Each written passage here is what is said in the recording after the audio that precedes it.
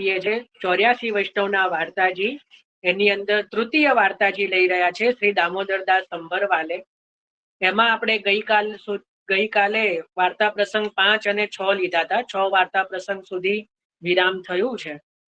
આજે આપણે બહુ સુંદર એક પ્રસંગ લેવાના છે, વાર્તા પ્રસંગ 7. આમાં આપણે બહુ એક અદ્ભુત વસ્તુ સમજીશું કે અન્યાશ્રયના પ્રકાર શું અને અન્યાશ્રય કઈ રીતે લાગે એનું આપણે ચિંતન કરીશું. તો વાર્તા પ્રસંગ 7.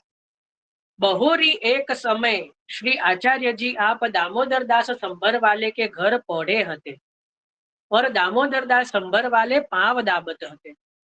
तब आचार्य जी इनसे पूछे, जो तोको तेरे मन में काहू बात को मनोरथ है, એટલે તારા મનમાં કઈ મનોરથ છે, એકવાર શ્રી મહાપ્રભુજી સંભરવાલાજીના ઘરે આપ પડી રહ્યા હતા અને સંભરવાલાજી ચરણ સેવા કરી રહ્યા હતા. તો એ સમયે મહાપ્રભુજીએ પૂછ્યું કે તમારા મનમાં કઈ હજી મનોરથ બાકી રહ્યો છે?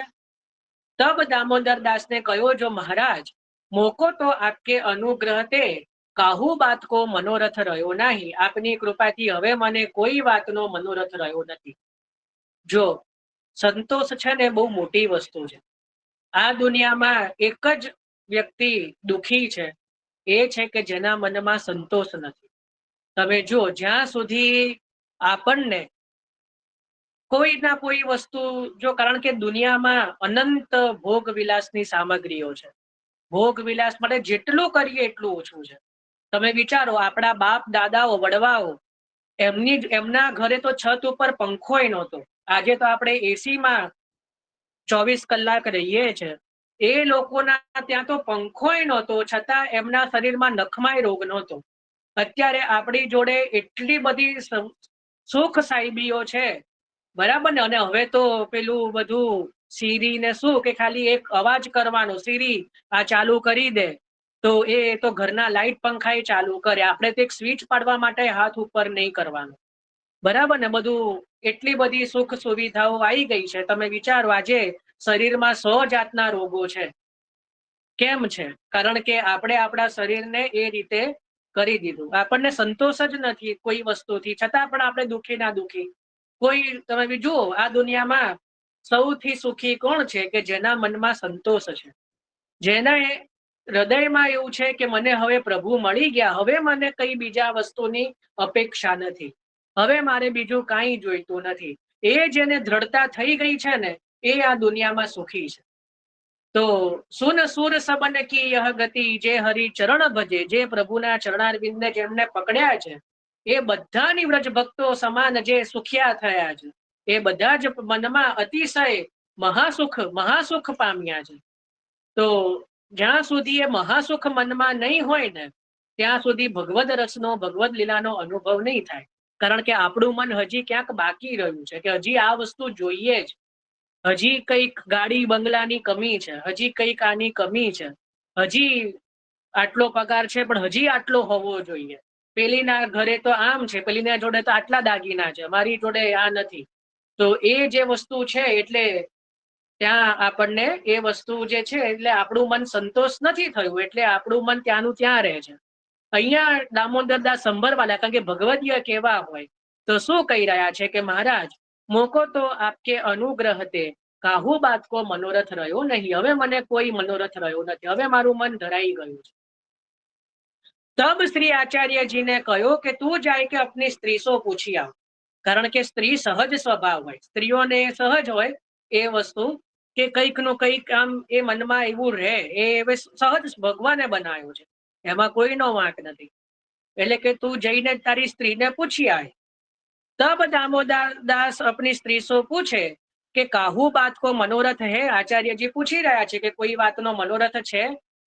તબ સ્ત્રીને કહ્યો કે ઓર તો કછું મનોરથ નયો નહીં, પર એક પુત્ર કો મનોરથ હે. જો કંઈક નું કંઈક તો રહે જ બાકી, ગમે એટલું હોય તો કંઈક તો એવું શોધી જ કાઢે ખૂણે ખાચરેથી.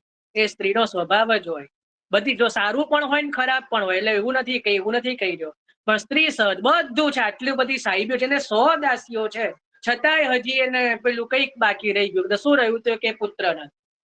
તો કે એક પુત્ર કો મનોરથ હે. ઠાકોરજીને પુત્રવત ન ગણ્યા, એટલા માટે જો મનમાં આવ્યું કે એક પુત્ર કો મનોરથ હે, તબ આચાર્યજી સો આઈ કે દામોદર દાસ ને કહ્યો કે મહારાજ સ્ત્રી કો તો એક પુત્ર કો મનોરથ, એક પુત્રનો મનોરથ છે.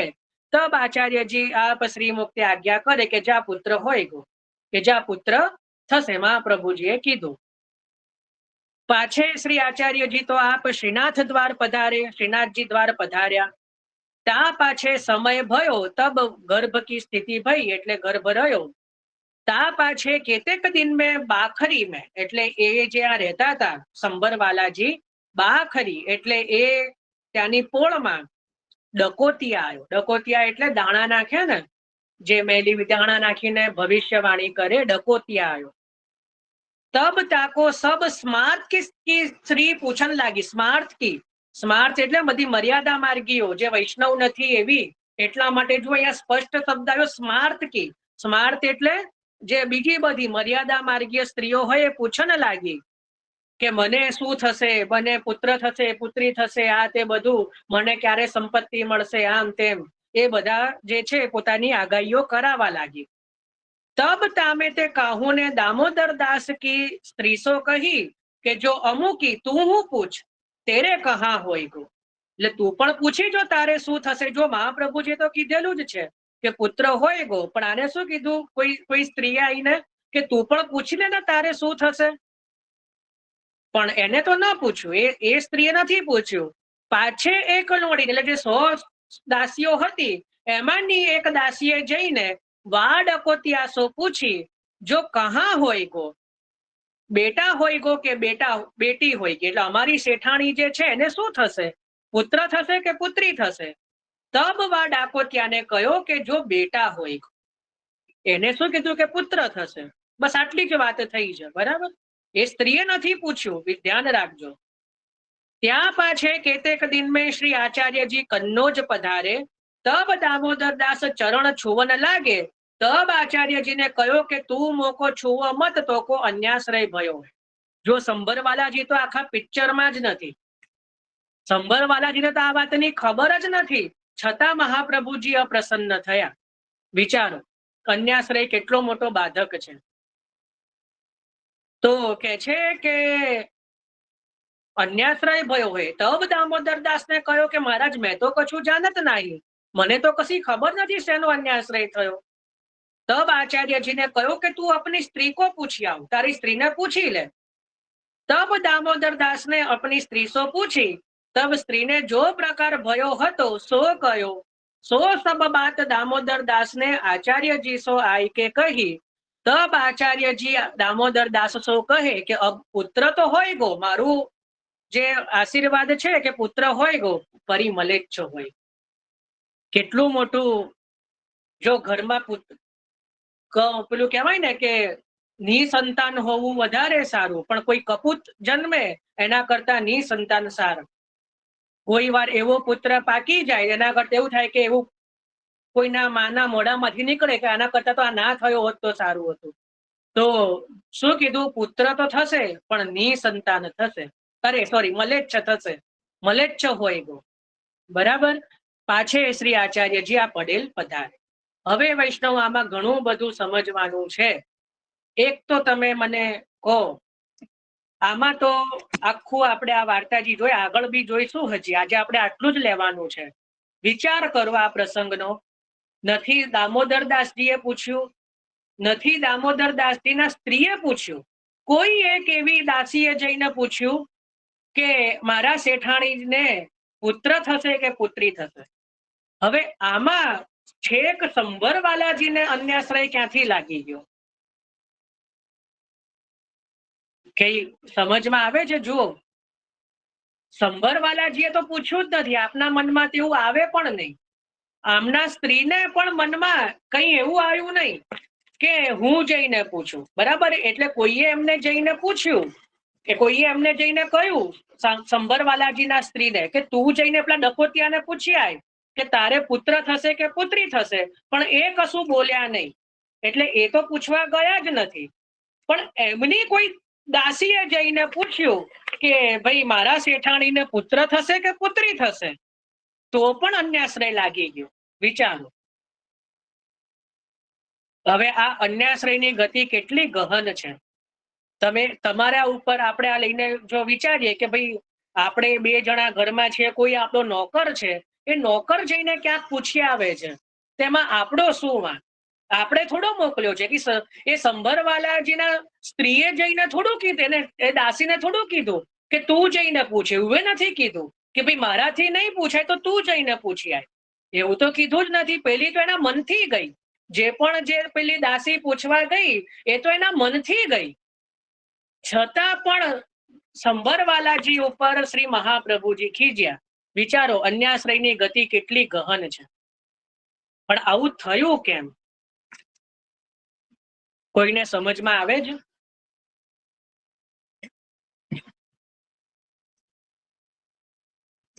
બહુ ગંભીર વિષય છે. અત્યારે તો જો આ રીતે જોઈએ ને તો આપણને તો ક્ષણે ક્ષણે આ બધા જે કહેવાય અપરાધો લાગી જ રહ્યા છે. પણ મહાપ્રભુજી હવે આપણા આ બધા દોષ જોતા નથી. બાકી તો આપણી કૃતિ જુઓ, પેલા એ સમયના ભગવદીઓએ પોતાના પર લઈને બધું બતાવ્યું. બાકી અત્યારના સમય આપણા ઉપર આવી પરીક્ષા કરે ને તો આપણે તો ક્યાંના ક્યાંય ફેંકાઈ જઈએ. જેટલા પણ ભ પોતાને માનતા હોય એ બધા પણ કે કોઈ પણ અત્યારના સમયમાં તો આ વસ્તુ તમે વિચારો, અન્યાશ્રયની ગતિ કેટલી ગહન થઈ. બોલો ભાવનાબેન, આપનું માઇક મ્યુટ છે. પણ શું ચેતવું? કેવી રીતે ચેતવું? શું શીખ આપી? પણ કેવી રીતે નહીં કરવાનું? આમાં એમને ક્યાં અન્યાશ્રય કર્યો? પણ એમને ક્યાં બોલ્યા છે? એ ક્યાં બોલ્યા છે? એ ક્યાં બોલ્યા છે? સંભરવાલાજી બોલ્યા? એમના સ્ત્રી બોલ્યા? અરે શિખામણ આપી જ છે. આમાં અન્યાશ્રય થયો ક્યાંથી એમ મને કહો. પણ નોકરાણી તો સેવક જ નથી મહાપ્રભુજીની. અન્યાશ્રય તો સંભરવાલાજીને લાગી ગયો.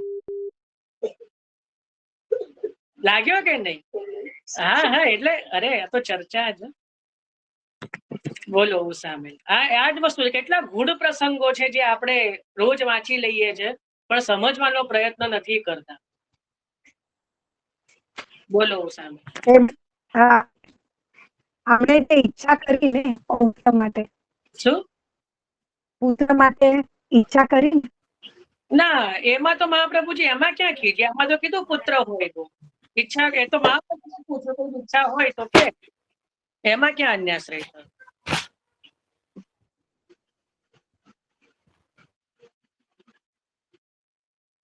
ભાઈ જેને પ્રશ્ન જવાબ થોડો ખબર હોય એ જ કરજો. આટલા બધા કરી રહ્યા છો. નાવ્યા સા.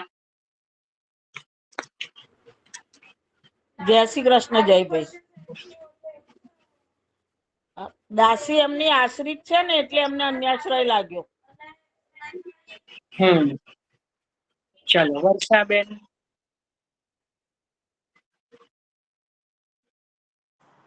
જય શ્રી કૃષ્ણભાઈ. ઠાકોરજી બિરાજતા થતા એમને પુત્ર ઈચ્છા થઈ એટલા માટે. ચલો જયાબેન.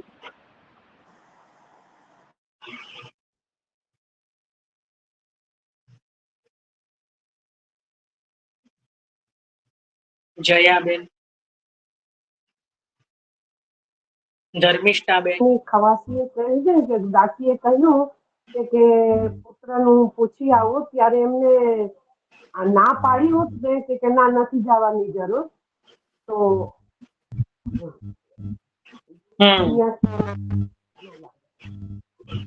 બરાબર. બધાનો જવાબ સાચો. જો હવે સમજો. હા બોલો સુરેખાબેન. સુરેખાબેન. મહાપ્રભુજીએ તો કીધું તું પુત્ર થશે, પછી એને દાસી જોડે કેવડાવવાની જરૂર ક્યાં હતી? એમને ક્યાં કેવડાયું છે? વાર્તા વાંચો તો ખરી, આપણે વાંચી તો ખરી. એમને ક્યાં કીધું દાસીને? એમને કીધું દાસીને કે જઈને તું પૂછ. આવ્યું એવું ક્યાંક મારા પુસ્તકમાં ના હોય અને આપના પુસ્તકમાં હોય તો મને એવું કોઈ પંક્તિ બતાવો. એમને કીધું દાસીને કે તું જઈને પૂછ, એવું કઈ આવ્યું? એવું તો નથી આવ્યું કઈ.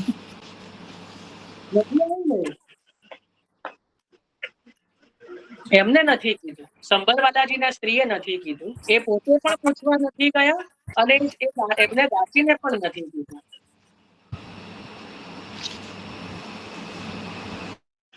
જો હવે આખું આપણે આ સમજીએ થોડું કે અન્યાશ્રયનો પ્રકાર શું. સૌથી પહેલા તમે એ સમજો, અન્યાશ્રય 3 રીતે થઈ શકે. 3 થી: મનથી, વાણીથી અને ક્રિયાથી. મનથી, વાણીથી અને ક્રિયાથી. આપણે 84-252 ભગવદીયમાં અન્યાશ્રયના 3 પ્રસંગ છે. જો તમે ધ્યાનથી શોધશો ને, એક તો આ આવી ગયો, હજી બીજા 2 પ્રસંગો તમને ક્યાંક ક્યાંક અન્ય, હું નહીં બતાવું અત્યારે, જેને મળે ક્યાં તો જેને ખબર હોય ક્યાં તો શોધવાનો પ્રયત્ન કરશો, ક્યાં તો જ્યારે આપણે વાર્તાજીઓમાં આવશે ત્યારે આપણે લઈશું. અન્યાશ્રયના 3 પ્રકાર છે. એક તો મનથી થઈ શકે, બીજો વચનથી વાણીથી થઈ શકે અને ત્રીજો ક્રિયાથી થઈ શકે. બરાબર, 3 પ્રકારનો છે. અહીંયા જે અન્યાશ્રયનો પ્રકાર જે છે ને એ મનનો પ્રકાર આવ્યો.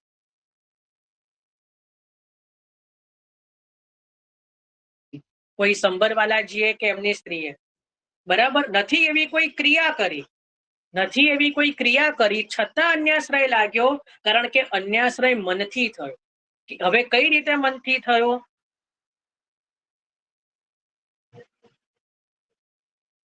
કઈ રીતે મનથી થયો? તો એમાં આપણે ચિંતન કરીએ કે સૌથી પહેલું તો જેમ અમુક વૈષ્ણવોએ કીધું એ પણ બરાબર છે કે ઠાકોરજી જ્યારે સાક્ષાત બિરાજતા હોય, ઠાકોરજી આપણે ત્યાં બાલ ભાવથી જ બિરાજે છે, તો પ્રભુની અંદર પુત્ર ભાવ જે રહેવો જોઈએ એક તો એ રહ્યો નહીં, એટલે જ આગળ એ જે ઈચ્છા થઈ એ અન્યાશ્રયનું સ્વરૂપ ધારણ થયું. પહેલી વસ્તુ, બરાબર. પણ એ એટલું મોટું નહોતું, કારણ કે સ્ત્રી સહજ સ્વભાવ છે, એને લૌકિક પુત્રની કામના થઈ, બરાબર. એ ન થવી જોઈતી હતી, આમ તો નહોતી થવી જોઈતી, પણ ચલો એ થઈ ગઈ, એટલે મનથી ઈચ્છા થઈ, એટલે આ પહેલું મનનું અન્યાશ્રય. આ મનથી ઈચ્છા થઈ ને, એટલે આ પહેલું મનનો એક અન્યાશ્રય, પણ એને તો પણ સાધારણ થયો.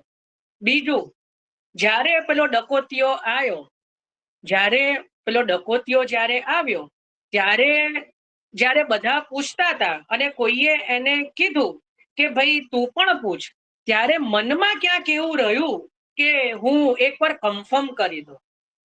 ક્યાંક એવું મનમાં રહ્યું, ભલે એમને વાણી પ્રગટ ન કરી, એટલે સામે જવાબ પણ ન આપ્યો કે ભાઈ મારે પૂછવાની જરૂર નથી, બરાબર, મારે પૂછવાની જરૂર નથી, એવું પણ એમને ન કીધું, એવું ના કીધું, બરાબર. એમને કોઈ ઉત્તર ના આપ્યો, એટલે મનમાં કંઈક થોડુંક મનમાં શંકા રહી, એટલે એ શંકાની દાસીએ જાણી. જો દાસીનું કાર્ય શું કે પોતાની જે શેઠાણી હોય, ધણી હોય, એના મનની વાત જાણવી. કૃષ્ણદાસ મેઘન પણ પોતાના સ્વામીના મનની વાત જાણ્યા કે નહીં, કે મૂરમૂરા આરોગવા છે, એ સાચી દાસી, એ સાચું દાસપણું છે. તો એની એ દાસી ખરી છે કે ભાઈ શેઠાણીએ કંઈ કીધું નથી, એટલે એમના મનમાં એવી ઈચ્છા રહી છે, એમના મનમાં એવી કંઈક ઈચ્છા રહી છે કે હું એકવાર પૂછી આવું, એટલે એ પૂછવા ગઈ.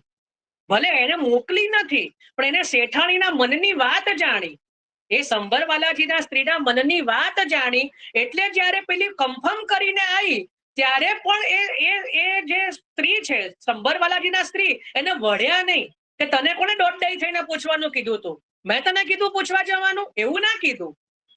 સમજ પડી ને? એ વળ્યા પણ નહીં કે કઈ એને બોલ્યા પણ નહીં, એમને સાંભળીને જે પણ કઈ હશે સ્માઇલ કર્યું, એ વસ્તુ અન્યાશ્રય બની ગઈ.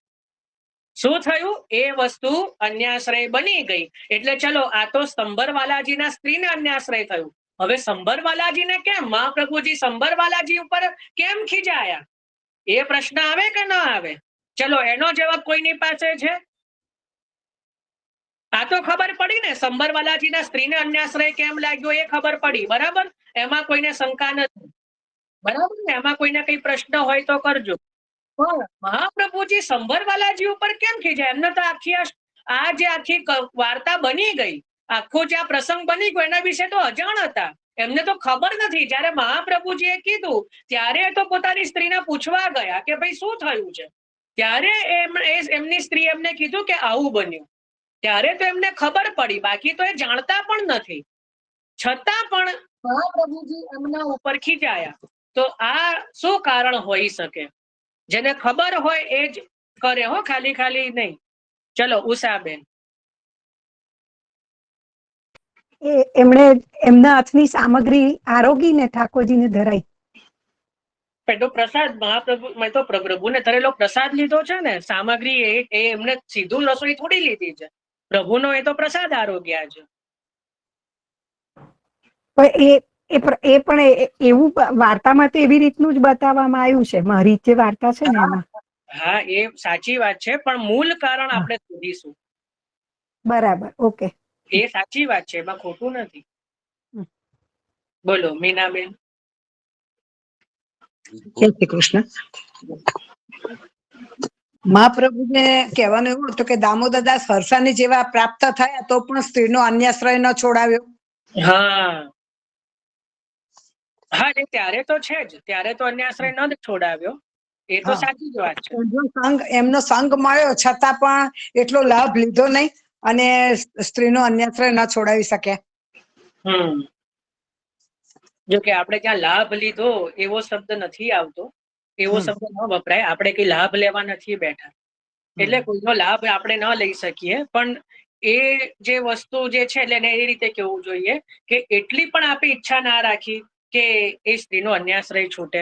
ચાલો એ રીતે બોલવું જોઈએ. જો વાણી પણ બહુ સંભાળીને બોલવી જોઈએ. આપણે ત્યાં જે લાભ આદિ, આપણે કોઈ લાભ પુજારથી એટલે શું, કોઈ લાભ માટે આપણે કાર્ય નથી કરતા. ચલો જે કે ગજ્જર. જય શ્રી કૃષ્ણ. જય શ્રી.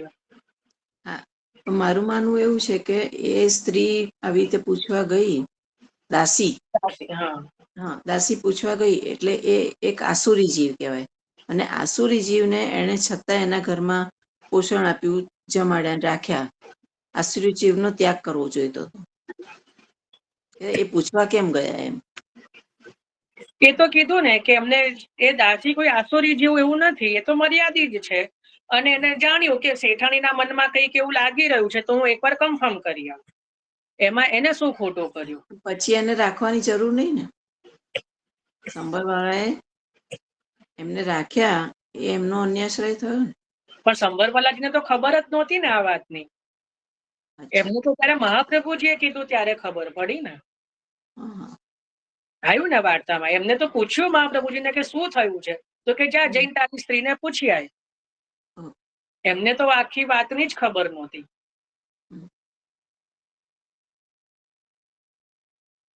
અવાજ નથી આવી રહ્યો, ખબર નહીં. સમય નથી લેવો. જુઓ, સંભરવાલાજીને થોડો અન્યાશ્રય એટલા માટે લાગ્યો, બે કારણ એના છે. ત્રીજું પેલું જે આપણે વાર્તાજીનું પણ સામગ્રી આદિ, પણ એ હું બહુ માનતો, બહુ એવું નથી. પણ જો પહેલી વસ્તુ, જ્યારે મહાપ્રભુજીએ જઈને કીધું કે તું તારી સ્ત્રીને જઈને પૂછી આય, બરાબર, અને એની સ્ત્રીએ કીધું પણ ખરું કે એક પુત્રનો મનોરથ છે, તો મારા હિસાબથી તો ત્યારે જ એ સ્ત્રીને સમજાવવું જોઈએ કે ભાઈ સાક્ષાત પુરુષોત્તમ પ્રભુ જે આપણા ધણી આપણા માથે બિરાજે છે, તો લૌકિક પુત્ર લઈને શું કરશો? એ તો ઉપરથી બાધક બનશે સેવામાં. તારે 9 મહિના જે છે એનો ભાર સહન કરવાનો, તું તારી સેવા છૂટશે, પછી પિંડરું લાગશે, એના પછી પણ એ સેવા કરશે નહીં કરે, બરાબર? એને શું ગેરંટી? એના કરતા અત્યારે આપણે જે પ્રભુ અને પ્રભુને પુત્ર આપવો હશે, પ્રભુની ઈચ્છા હશે આગળ સેવા કરાવડાવવાની ને આ ઘરમાં બિરાજવાની, તો પ્રભુ પોતાની ઈચ્છાથી આપશે. તો આપણે શું કામ આવો લૌકિક મનોરથ કરવો? આપણે તો અલૌકિક મનોરથ કરવો જોઈએ. મહાપ્રભુજી આગળ અલૌકિક કઈ મનોરથ રાખવો જોઈએ. મહાપ્રભુજી શબ્દ વાપર્યો મનોરથ. મનોરથ તો મનોરથ પુત્રનો કરવાનો હોય કે પ્રભુનો કરવાનો હોય? લૌકિક પુત્રનો કરવાનો હોય કે પ્રભુનો કરવાનો હોય? તો મહાપ્રભુજીને તો જો ત્યાં કીધું હોત, કોઈ અલૌકિક મનોરથ કીધો હોત તો એ પૂર્ણ થાત. અહીંયા તો લૌકિક વસ્તુ જે માગી તો પણ ત્યાં સંભરવાલાજીએ જઈને મહાપ્રભુજીને આગળ વિજ્ઞપ્તિ કરી, જે કરવા જેવી નહોતી. ત્યાં દબાવવા દેવું કે ના ભાઈ, સ્ત્રીને પણ કોઈ મનોરથ નથી. આપે શ્રમ કેમ કરાયો મહાપ્રભુજીને? એક દાસ તરીકે મહાપ્રભુજીને લૌકિક માટે શ્રમ કેમ કરાયો? એ ત્યાં દાસપણું ગયું. જ્યારે પોતાના સ્વામીને લૌકિક માટે પણ શ્રમ કરાવાય, એનું ત્યાં દાસપણું જાય, બરાબર? એટલે હવે આવું કેમ થયું? પહેલો તો કારણ કે આટલા જેમણે મહાપ્રભુજીના મનની વાત જાણી લે, એમની બુદ્ધિ આવી કેમ થઈ? એમની પણ આવી બુદ્ધિ કેમ થઈ? તો ત્યાં ફરી ફરીને એ જ વસ્તુ આવે કે જેનો સંગ કરીએ ને એનો થોડોક તો રંગ લાગે. જેનો સંગ કરીએ એટલા જ માટે મહાપ્રભુજી છે ને, તમને બહુ અદભુત એક આજે વસ્તુ બતાવું. આપણને તો મહાપ્રભુજીના ગ્રંથોમાં હવે જોઈએ એવો રસ રહ્યો નથી. એક પંચશ્લોકી ગ્રંથ છે. કયો નામ લખી લો, પંચશ્લોકી. ષોડશ ગ્રંથમાં નથી, પાછું ષોડશ ગ્રંથમાં શોધવા ના બેસશો. પંચશ્લોકી છે ને એક અલગ ગ્રંથ છે. એની અંદર મહાપ્રભુજી શું કે છે? સંગહ સર્વાત્મના ત્યાજ્યમ. સંગહ સર્વાત્મના ત્યાજ્યમ. કાલે મને કોઈએ કીધું અમને પણ લઈને જજો, જે પણ હતું. મેં ના પાડીને, મેં કહ્યું નહીં, મને એ વસ્તુ, હું કઈ બહુ મોટી નથી, પણ મને એ, કારણ કે મહાપ્રભુજી કહી રહ્યા છે સંગ, સર્વનો સંગ છોડી દો. શું કહી રહ્યા છે? સર્વનો, કોઈનો પણ સંગ કરવો નહીં. સંગ કરવાનો અર્થ છે બહુ ઇન્વોલ્વ થવું નહીં, કોઈની અંદર બહુ એટલું બધું. હવે આ તો સ્ત્રી પુરુષ છે એટલે સાથે જ રહેવાનું છે, સાથે જ જોડે બંને કાર્ય કરવાનું છે, એટલે એ કઈ સંગ છૂટે નહીં, એમાં કઈ છોડી ન શકાય, પણ સંગનો રંગ લાગે. તો શું કહી રહ્યા છે મહાપ્રભુજી? સંગહ સર્વાત્મના ત્યાજ્ય ત્યક્તું ન શક્ય તે. જો એ છોડવું શક્ય નથી બનતું. સદભિઃ સહ કર્તવ્ય સંતઃ સંગસ્ય ભેષજમ. એટલે જો તમે કોઈ દુસંગ નથી છોડી શકતા, કોઈ બધાનો સંગ નથી છોડી શકતા, તો કેવલ અને કેવલ ભગવદ ભક્તોનો સંગ કરવો જોઈએ. કારણ કે સંત એટલે ભગવદીઓ એ જે સંગના દોષોનું નિવારણ કરનારા છે. સંગ દોષોનું નિવારણ કરનારા કોણ છે? તો ભગવદીઓ છે.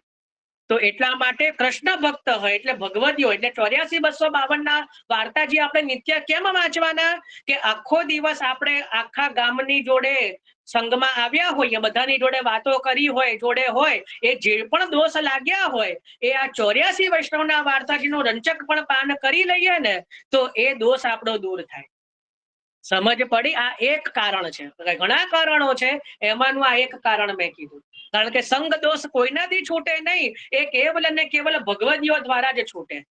બરાબર? તો અહીંયા પહેલું કારણ અહીંયા જે છે કે મહાપ્રભુજી જે ખીજ્યા, કારણ કે મહાપ્રભુજી તો ત્યારે જ ખીજ્યા કે જ્યારે સંભરવાલાજી આવીને વિજ્ઞપ્તિ કરી કે ભાઈ સ્ત્રીને પુત્રનો મનોરથ છે. એટલે મહાપ્રભુજી જાણી ગયા કે આને સંગનો દોષ લાગી ગયો.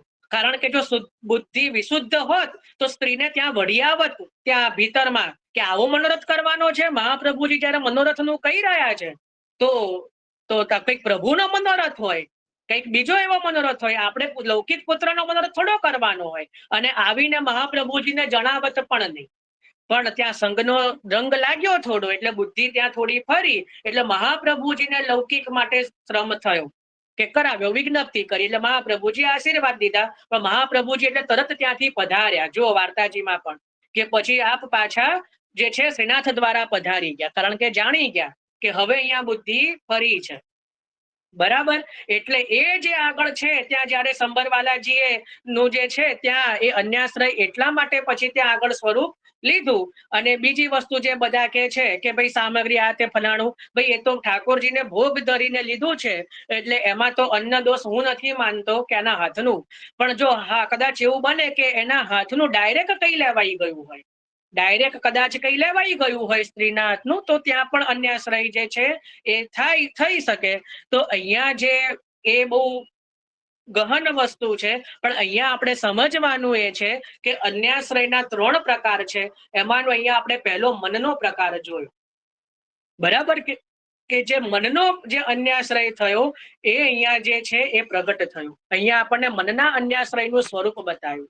એ ભગવદીઓએ પોતાની ઉપર આ બધું ઝીલી નહીં ને, આપણે શું ન કરવું જોઈએ અથવા તો આપણે શેનાથી બચવું જોઈએ એ આપણને બતાવ્યું. અહીંયા કઈ હું વારંવાર કહી રહ્યો છું કે ક્યાંય એવું ન સમજવું કે સંભરવાલાજીના સ્ત્રીએ અન્યાશ્રય કર્યો.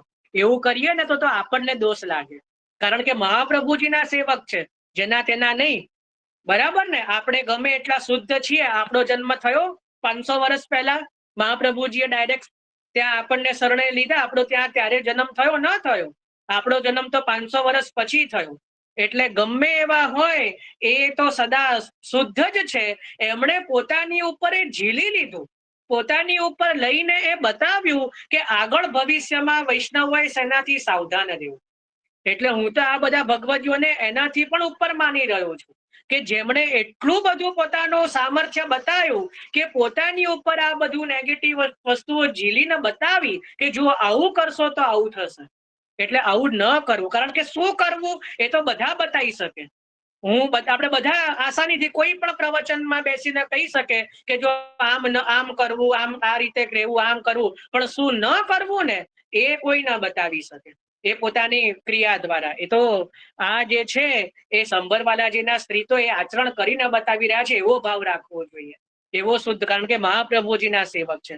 એટલે અહીંયા પણ એ જ વસ્તુ તમે સમજો કે અહીંયા મનના અન્યાશ્રયનો પ્રકાર બતાવ્યો કે અને એના જ કારણે સંભરવાલાજીના સ્ત્રી અને સંભરવાલાજી જે છે એનું અહીંયા પ્રસંગમાં આપણે ચિંતન કર્યું. બરાબર. ચલો આમાં કોઈને કઈ હોય તો કહો. હા, મંજુલાબેન. હા, જય શ્રી કૃષ્ણ. જય શ્રી કૃષ્ણ. બીજું એક પણ કે જ્યારે એમને પુત્ર માંગ્યો તો લૌકિક કામનામાં પણ એમણે એ રીતે માંગ્યો કે મને એક પુત્ર મારા ઠાકોરજી સાથે ખેલે અને મારા ઠાકોરજીની સેવામાં મને ઉપયોગી થાય એવો પુત્ર પ્રભુ આપના જેવો આપો. આપના જેવો તો કહેવાય જ નહીં. ભગવદીઓ ક્યારે પણ આવી કામના માટે પણ ઈચ્છા કરે નહીં, જે સાચા ભગવદીય હોય. અને બીજું જે આપે શબ્દ વાપર્યો આપના જેવો, એ તો કે વસુદેવ દેવકી ભાઈ આપના જેવો પુત્ર મળે પ્રભુ જેવો, પણ પછી સીધા ભાગે વ્રજમાં. એટલે જ હું કઉ છું, સમજો આપણે કાલે પણ લીધું હતું કે જયારે વસુદેવ દેવકીજીએ કીધું પ્રભુને કે આપના જેવો પુત્ર મળે, તો પ્રભુએ વરદાન તો આપ્યું પણ પછી પધાર્યા વ્રજમાં. એટલે ક્યારે પણ આવું બધું બોલાય નહીં કે આપના જેવો. કારણ કે આપણે જેવો શબ્દ વાપરીએ ને, આપણે શું કહીએ કે આ વૈષ્ણવ જેવી કૃપા મારા પર થાય. એવું પણ ઘણા કે તમારા જેવી કૃપા અમારા પર થાય. એ પણ જે છે ને એ બાધક બને. કારણ કે કોઈના જેવી કૃપા પણ ન મંગાય. આપના જેવું અમને થાવ એ પણ ન કહેવાય. આ બધો વિવેક છે વૈષ્ણવોનો. આવું કહીએ ને એ આપણો ત્યાં અપરાધ થાય. તમને પ્રસંગ કીધો તો કોઈને કેટલાને યાદ રહે છે ખબર નહીં. જયારે શ્રી રામચંદ્રજી દંડકારણ્ય પધાર્યા ત્યારે જે પેલા 16,000 ઋષિઓ હતા એમણે શું માંગ્યું? સીતાજી જેવો વિહાર અમારી સાથે કરો, જેવો.